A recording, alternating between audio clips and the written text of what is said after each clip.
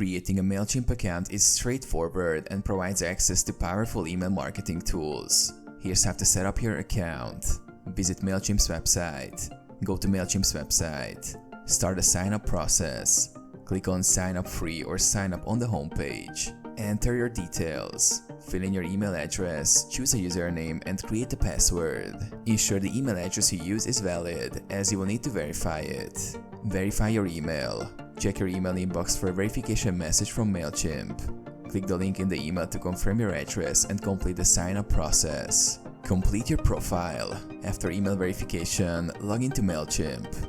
You'll be prompted to complete your profile by providing information such as your business name, website URL, and address. Set up your audience. Follow Mailchimp's setup guide to create your first audience. You can import existing contacts or start with a blank list. Configure your account. Set up additional details like your email preferences, branding, and integrations as needed.